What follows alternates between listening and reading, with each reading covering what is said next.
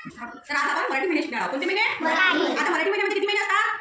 जसं इंग्रजी महिन्यामध्ये किती महिने असतात? इंग्रजी महिन्यात जानेवारी फेब्रुवारी किती महिने असतात? ते 12. तसेच मराठीमध्ये सुद्धा 12 महिने असतात. किती महिने असतात? 12. ठीक आहे, 12 महिने. त्यानंतर पहिला महिना म्हणजे कोणता येणार? इथे दिलेला आहे. ठीक आहे, हे आपलं चक्र आहे. कोणते चक्र आहे? महिना चक्र, मराठी महिने चक्र. आता त्याचप्रमाणे पहिला महिना म्हणजे चैत्र. पहिला महिना म्हणजे चैत्र. तर पहिला महिना चैत्र आहे. कोणता आहे? चैत्र. Very good. त्यानंतर दुसरा महिना कोणता आहे? आता प्रयत्न करा तुम्ही. दुसरा महिना कोणता आहे? दुसरा महिना कोणता आहे? वैशाख. कोणता महिना आहे? वैशाख. Very good. त्यानंतर तिसरा महिना कोणता आहे? आता प्रयत्न करा. ज्येष्ठ. कोणता आहे? ज्येष्ठ. ओके नाही? ज्येष्ठ. त्यानंतर चौथा महिना आषाढ. आषाढ. त्यानंतर श्रावण.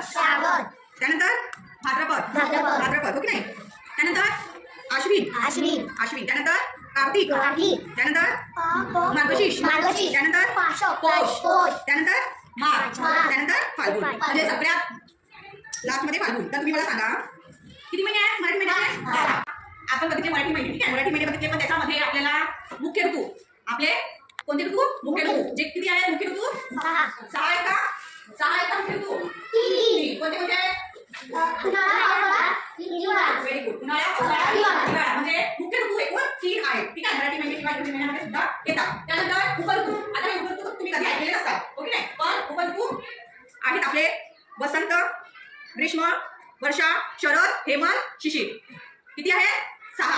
1 2 3 4 5 आणि 6. तर बघा, हे जे मुख्य ऋतू आहे उपऋतू, हे जे ग्रीन मधले उपऋतू आहेत ना, हे लास्ट मधले, हे काय आहेत? उपऋतू. त्या उपऋतूमध्ये मराठी महिने किती येतात? हे जे मराठी महिने येत आहेत पिंक मधले, ते किती येतात?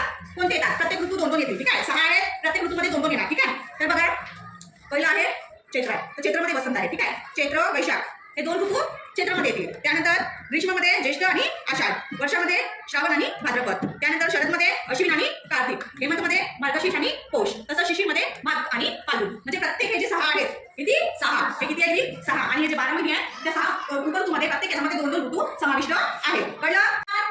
अश्विन आणि कार्तिक म्हणजे प्रत्येक याच्यात 2-2. ओके, अश्विन आणि कार्तिक. त्यानंतर मार्गशीर्षमध्ये शरदमध्ये किती येणार? 2. मार्गशीर्ष आणि पौष. त्यानंतर माघ आणि फाल्गुन कशात येणार? सांगा रे, माघ आणि फाल्गुन कशात येणार? ठीक आहे, समजला?